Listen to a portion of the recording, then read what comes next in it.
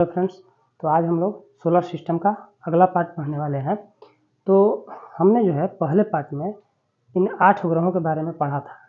जो इनसे महत्वपूर्ण प्रश्न आने वाले थे उसके बारे में हमने आपको बताया था। इसमें कुछ 1-2 चीज़ें हमने स्किप किया था क्योंकि वीडियो ज़्यादा लंबा ना हो, इस वजह से हमने इसको रोक दिया था। अब इस वीडियो में हम लोग बाकी के सारे बातें इसमें पढ़ेंगे और जानेंगे। तो आइए शुरू करते हैं। हमने बताया था कि सूर्य से और बाहरी जो एक बेल्ट है, क्षुद्र ग्रहों का बेल्ट है, ये काइपर बेल्ट है। बीच का जो एक क्षुद्र ग्रह का बेल्ट है, इसे क्षुद्र ग्रह पट्टी एस्टेरॉयड बेल्ट बोलते हैं। इसके अलावा 2-3 फैक्ट्स और है जो सौरमंडल के बारे में हमें जानना चाहिए। वो क्या है? एक होता है खगोलीय पिंड। खगोलीय पिंड क्या होते हैं?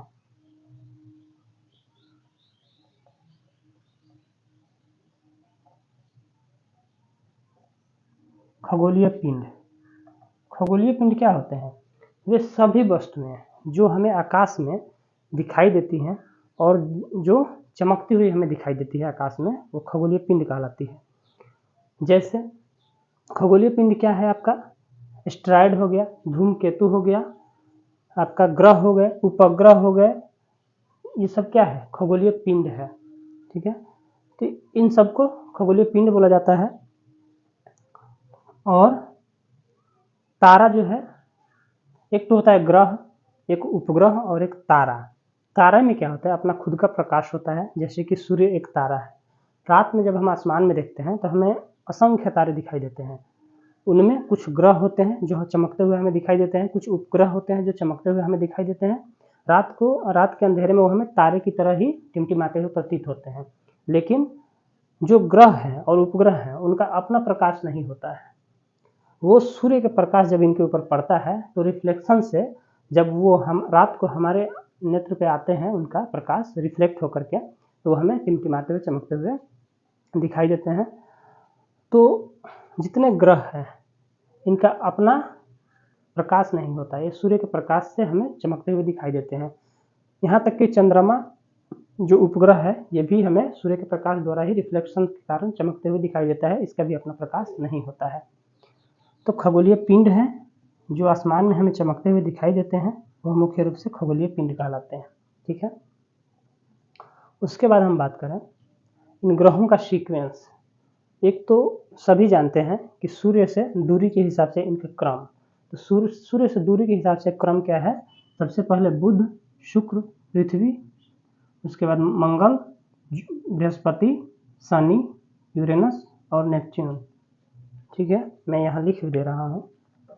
वैसे तो ये सब आप जानते ही होंगे, फिर भी जब मैं पढ़ा रहा हूँ तो सुविधा के लिए लिख दे रहा हूँ, आपको ये चीज़ ध्यान रहेगा। सूर्य से दूरी के हिसाब से, पहले सूर्य से दूरी के हिसाब से पहला कौन सा है? बुध, फिर आपका शुक्र, फिर आपकी पृथ्वी, आपकी नहीं हमारी, ठीक है, फिर पृथ्वी के बाद मंगल, मंगल के बाद बृहस्पति, बृहस्पति के बाद शनि, और शनि के बाद आपका अरुण जिसे यूरेनस कहते हैं, और इसके बाद फिर वरुण जिसे नेपच्यून कहते हैं। तो ये 8 ग्रह हैं सूर्य से दूरी के हिसाब से। ठीक है, इनका इंग्लिश में आप नाम जानते ही होंगे। इसे मरकरी बोलते हैं, इसे वीनस बोलते हैं, इसे अर्थ, इसे मार्स, और इसे जुपिटर, सैटर्न, और आपका यूरेनस और नेपच्यून। ठीक है, ये सूर्य से दूरी के हिसाब से ग्रहों का क्रम है।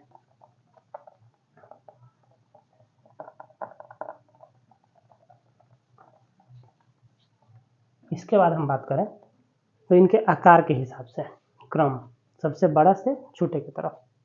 तो सबसे बड़ा कौन है? बृहस्पति। बृहस्पति के बाद शनि, शनि के बाद यूरेनस या अरुण, फिर आपका नेपच्यून या वरुण, फिर आती है पृथ्वी, नहीं शुक्र, पृथ्वी 5वें नंबर पे आती है। पृथ्वी, उसके बाद शुक्र, शुक्र के बाद मंगल और मंगल के बाद बुध। आकार में बुध सबसे अंतिम में और सूर्य से दूरी के हिसाब से बुध सबसे पहले। तो ये इनका क्रम है जो कि हमने पिछले वीडियो में इसको स्किप किया था। हालांकि इतना ज़रूरी नहीं है क्योंकि ये आप बचपन से पढ़ते आए हैं, तो ये तो आपको पता ही होगा, फिर भी हमने आपको बता दिया। अब हम लोग इसमें सबसे इम्पोर्टेंट जो है उसको पढ़ेंगे। इस वीडियो का सबसे इम्पोर्टेंट भाग वो क्या है? सूर्य। सूर्य की संरचना। सूर्य जो है एक तारा है और तारों में भी यह एक छोटा तारा है। तारे जो होते हैं इनकी आयु जो होती है करोड़ों अरबों साल होती है। सूर्य के भी एक आयु है। सूर्य की आयु कितनी है? 10 अरब वर्ष। सूर्य की आयु 10 अरब वर्ष है, मानी गई है ऐसी। और सूर्य अभी कितने एज का हुआ है? 4.6 अरब वर्ष का अभी तक हुआ है। बाकी 10 अरब वर्ष में अब कितना बाकी है? लगभग आधे में पहुंचा है, आधा बाकी है। तो सूर्य एक तारा है और यह अपने उम्र के मध्यम अवस्था में है। इसी प्रकार तारों का बनना और अंत होना ये ब्रह्मांड में चलता रहता है। ब्रह्मांड क्या है? सूर्य जो है, जिस सूर्य को आप देख रहे हैं उसका स्ट्रक्चर संरचना यहाँ है और ये है एक गैलेक्सी।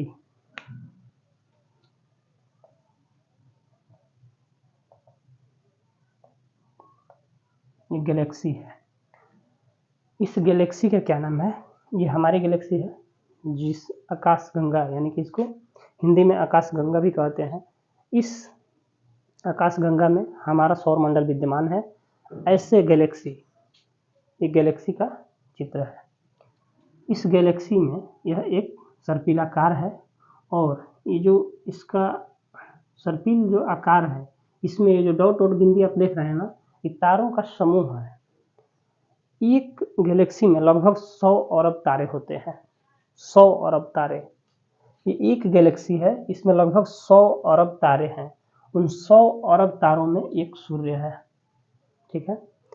और ऐसी गैलेक्सी लगभग 100 अरब मानी गई है इस ब्रह्मांड में। सोचिए ब्रह्मांड कितना बड़ा है। अगर ये ब्रह्मांड है, मान के चलिए, उसका आकार तो आज तो कोई जान नहीं पाएगा ब्रह्मांड गोल है या बेलनाकार है या कैसा है, कोई नहीं जान पाया है। लेकिन ऐसा माना गया है कि एक गैलेक्सी में 100 अरब तारे हैं और ब्रह्मांड में ऐसी 100 अरब गैलेक्सी मौजूद है। तो ऐसे जैसे इस गैलेक्सी में सूर्य एक तारा है, इन सब में एक तारा यहाँ मान लीजिए यहाँ सूर्य है। एक तारा मान लीजिए यहाँ सूर्य है जो यहाँ है और इसके परिवार में ये ग्रह इसका सूर्य का चक्कर लगाते हैं। और सूर्य जो है जो यहाँ है ये भी इस गैलेक्सी का चक्कर लगाता है। इस सूर्य जो है इस गैलेक्सी का, जिसका नाम है मिल्की वे,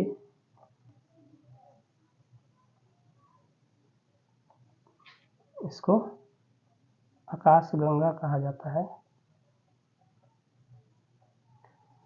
हमारी जो गैलेक्सी है उसका नाम है मिल्की वे, जिसमें हमारा सूर्य है और हमारा सौर मंडल है। तो ऐसे करोड़ों अरबों गैलेक्सी है इस ब्रह्मांड में। आप सोचिए ब्रह्मांड कितना बड़ा है।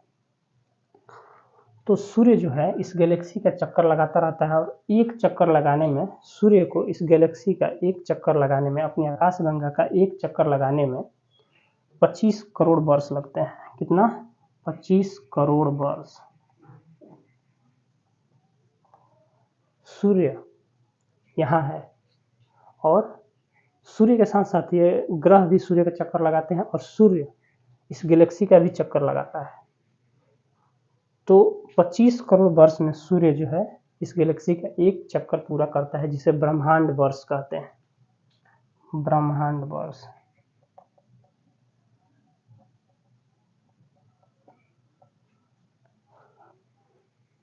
तो आप ये सब आंकड़े देख करके चौंक जाएंगे, क्योंकि ये सब आंकड़े सुन करके हमारा जो ब्रेन जो है वो एक तरह से मोबाइल की तरह हैंग होने लगता है। तो इसलिए ये आंकड़े बहुत चौंकाने वाले हैं। वैज्ञानिक जो हैं इतना सर्च किए हैं, इतना शोध किए हैं, तब यहाँ तक पहुँचे हैं। तो हमारा आकाशगंगा, इसमें सूर्य यहाँ मौजूद है, और आकाशगंगा की एक चक्कर पूरा करने में सूर्य को 25 करोड़ वर्ष लगते हैं, जिसे ब्रह्मांड वर्ष कहते हैं। और हमारे जो गैलेक्सी है जिसमें हमारा सौरमंडल है उसका नाम मिल्की वे है। यहाँ तक हम लोग क्लियर कर लिए हैं। अब हम देखते हैं सूर्य जो है इस गैलेक्सी का चक्कर किस गति से लगाता है। 250 किलोमीटर प्रति सेकेंड की रफ्तार से। ठीक है, तो इस रफ्तार से सूर्य जो है गैलेक्सी का चक्कर लगाता है। 250 किलोमीटर प्रति सेकेंड की रफ्तार से सूर्य जो है इस गैलेक्सी का चक्कर लगाता है। अब देखिए, तो यहाँ तक ये हुआ। और ब्रह्मांड जो गैलेक्सी है इसका केंद्र जो है, केंद्र से इस सूर्य की दूरी, केंद्र से सूर्य की दूरी लगभग 26,000 से 30,000 प्रकाश वर्ष मानी गई है।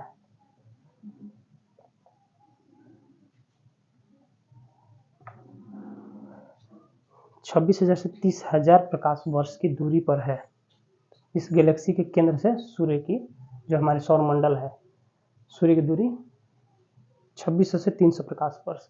अब ये प्रकाश वर्ष क्या है? ये दूरी मापने का एक इकाई है। अब देखिए, तो प्रकाश वर्ष की बात हुआ, और प्रकाश वर्ष क्या है? प्रकाश द्वारा एक वर्ष में तय की गई दूरी को एक प्रकाश वर्ष बोलते हैं। प्रकाश 3 लाख किलोमीटर प्रति सेकंड की रफ्तार से प्रकाश की चाल है। एक सेकंड में प्रकाश जो है 3 लाख किलोमीटर तक दूरी तय करता है। तो एक वर्ष में सोचिए कितना करोड़ किलोमीटर दूरी तय करता होगा।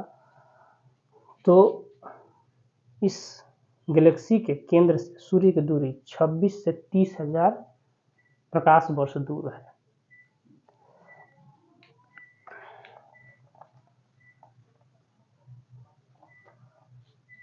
और प्रकाश को पहुंचने में, गैलेक्सी के केंद्र से सूर्य तक प्रकाश को पहुंचने में 26 से 30,000 वर्ष लगते हैं। ठीक है, तो ये दूरी इसकी है। तो अब ये सब तो खैर एग्जाम में नहीं पूछा जाता है, बहुत ही रोचक है, इसे आप गूगल भी करके देख सकते हैं। मैं आपको सूर्य की संरचना के बारे में बताता हूँ, जो कि परीक्षा की दृष्टि से महत्वपूर्ण है, क्योंकि इन सब से प्रश्न नहीं पूछे जाते हैं। सिर्फ इतना पूछा जाता है कि हमारी गैलेक्सी का क्या नाम है। जिस गैलेक्सी में हमारा सूर्य और हमारा सौरमंडल विद्यमान है वो है मिल्की वे। सूर्य की संरचना की बात करें हम, तो ये जो सूर्य है इसका जो द्रव्यमान है, अगर ये पूरे हमारे सौरमंडल का द्रव्यमान की बात करें, जितने ग्रह हैं, उपग्रह हैं, धूमकेतु है और ये क्षुद्र ग्रह है, इन सब का द्रव्यमान प्लस सूर्य का द्रव्यमान अगर हम मान लें 100 इकाई मान लें, तो अकेले जो सूर्य है इस पूरे सौरमंडल का द्रव्यमान का सूर्य अकेले 99.8 है। अकेले सूर्य में विद्यमान है ये सारा द्रव्यमान, और 0.2% में बाकी के ग्रह, उपग्रह, धूमकेतु ये सब है। सोचिए कितना विशाल है हमारा सूर्य। तो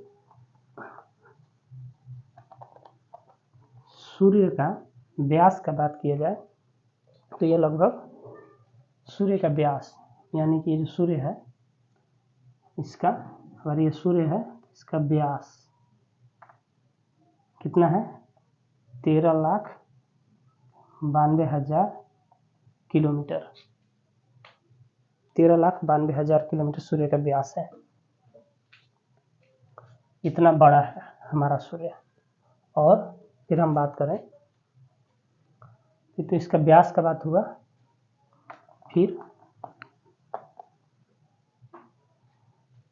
सूर्य के अध्ययन, इसका कई मंडल अध्ययन के द्वारा पता लगाया गया कि ये कई मंडलों में विभक्त है। और सूर्य का ऊर्जा का जो स्रोत है वो हम सभी जानते हैं कि नाभिकीय संलयन की क्रिया होती है।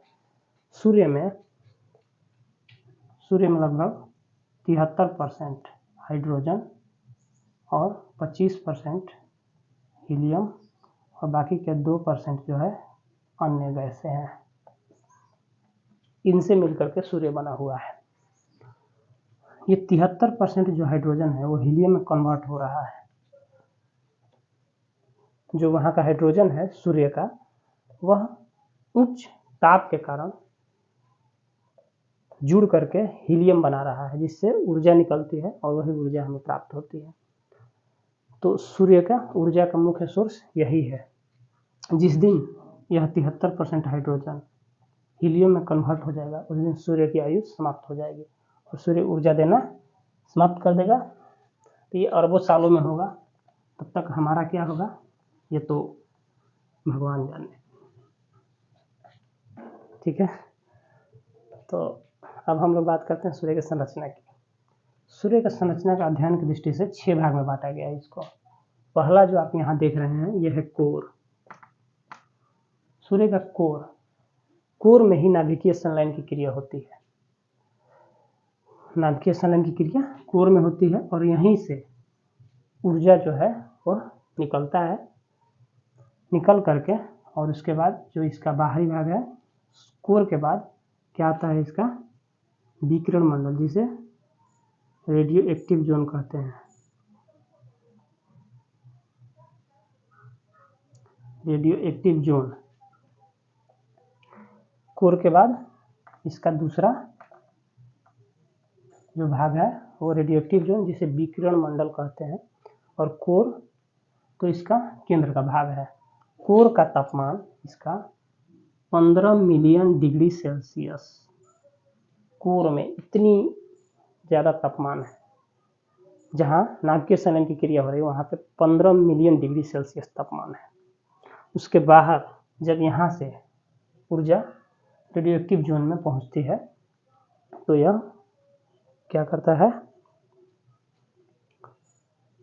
रेडियो एक्टिव जोन में आकर के यहाँ पे इसका तापमान घट करके लगभग 70 से 20 लाख डिग्री सेल्सियस, 70 से 20 लाख डिग्री सेल्सियस के आसपास हो जाता है। और यहीं से रेडियो एक्टिव जोन से ही जो है विकिरण निकलती है, जो कि एक्सरे किरण हो गया आपका, एक्सरे, गामा, फोटॉन्स, इन रूप में ऊर्जा जो है बाहर निकलती है।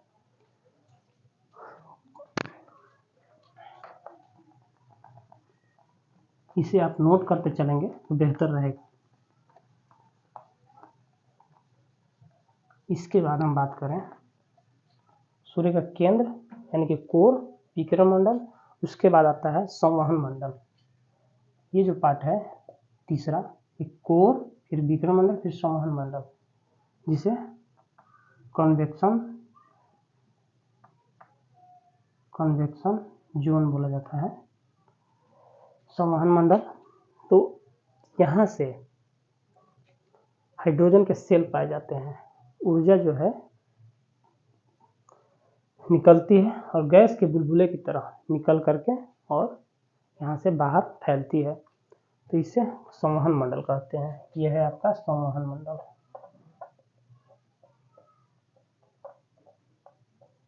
इसका तापमान 20 लाख डिग्री सेल्सियस से 5500 डिग्री सेल्सियस के आसपास रहता है संवहन मंडल से। इससे फिर हम बात करें तो आगे आता है संवहन मंडल के बाद आपका फोटोस्फीयर।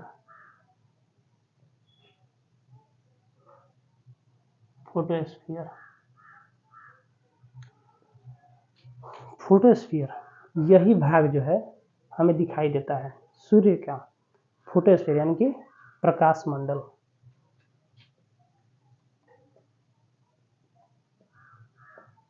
प्रकाश मंडल ही हमें दिखाई देता है। इसके अंदर का जो संवहन मंडल, रेडियोएक्टिव जोन और कोर, ये हमें नहीं दिखाई देते। यहाँ से इतनी मात्रा में ऊर्जा निकलती है कि हमारे दृष्टि से बाहर है, हम प्रकाश मंडल को ही देख पाते हैं। तो इस प्रकाश मंडल में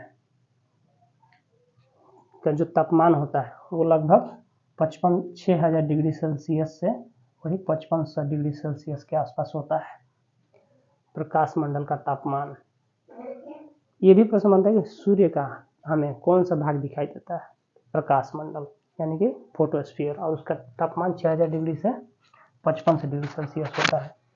यहाँ पे एक और चीज़ है जो परीक्षा की दृष्टि से महत्वपूर्ण है, वो मैं बता दूँ कि इस जोन में सूर्य का जो है ब्लैक स्पॉट बनता है, काला धब्बा। जैसे ये सूर्य है, कभी कभी इस पे काले धब्बे दिखाई देते हैं हमें, तो वो फोटोस्फीयर में भी दिखाई देते हैं। और इन काले धब्बों का निर्माण की अवधि लगभग 11 वर्ष मानी गई है। 11 वर्ष में इनका निर्माण या चक्र चलता है, 11 वर्ष का समय माना गया है। तो सूर्य में बनने वाले काले धब्बे या ब्लैक स्पॉट का समय या अवधि क्या होती है, ये प्रश्न पूछा गया है। तो ये 11 वर्ष होती है। उसके बाद हम बात करें तो जो काले धब्बे होते हैं वो इस फोटोस्फीयर का जो टेम्परेचर है 6000 डिग्री सेल्सियस, इसकी तुलना में वो ठंडे क्षेत्र होते हैं। उसका तापमान लगभग 4000 डिग्री सेल्सियस से 1500 डिग्री सेल्सियस तक होता है। इनकी तुलना में ये ठंडे क्षेत्र होते हैं जो हमें काले दिखाई देते हैं। फिर उसके बाद हम बात करें प्रकाश मंडल के बाद आता है वर्णमंडल, जिसे हम क्रोमोस्फीयर कहते हैं। वर्णमंडल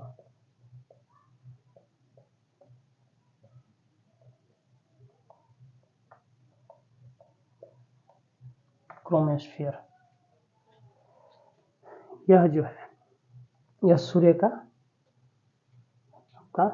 फोटोस्फीयर के बाद का है। इसका जो तापमान है वह है लगभग 4500 डिग्री सेल्सियस से आपका 3500 डिग्री सेल्सियस के आसपास होता है। पुनः फिर इसके बाद जब हम आगे बढ़ते हैं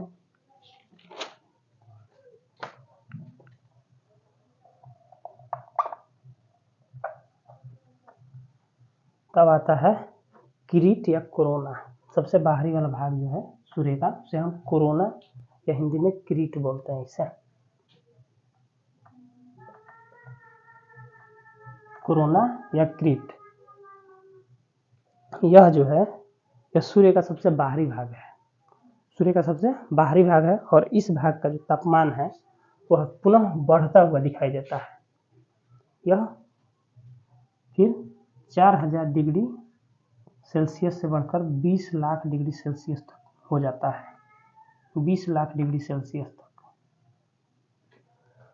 तो सूर्य के केंद्र से बाहर की तरफ तापमान घटता है। फिर इसका जो बाहरी मंडल है कोरोना, जिसे क्रोमोस्फीयर बोलते हैं, वहाँ पे तापमान जो है पुनः एक बार बढ़ता है, जिसका कारण अभी तक पता नहीं लग पाया है कि बाहर भाग में तापमान क्यों बढ़ता है। तो ये रहा सूर्य के संरचना का बात। और यह जो भाग है कोरोना, यह हमें सूर्य का जब सूर्य ग्रहण होता है, सूर्य ग्रहण के टाइम में जब पूर्ण सूर्य ग्रहण लगता है तो जो किनारे का भाग दिखाई देता है उसी टाइम हमें वो दिखाई देता है। ठीक है, तो ये रहा सूर्य के बारे में और हमारे सौरमंडल के बारे में जो संबंधित तथ्य थे वो हमने पूरा तरह से आपको पढ़ा दिया, बता दिया। अब जल्दी ही हम अगला टॉपिक लाएंगे आपके लिए अक्षांश और देशांतर पे, क्योंकि हमने सौरमंडल में हमारी पृथ्वी की स्थिति, सौरमंडल, सूर्य और ग्रहों की स्थिति हमने पढ़ लिया है। अब जल्दी हम लोग अपनी पृथ्वी पर आएंगे।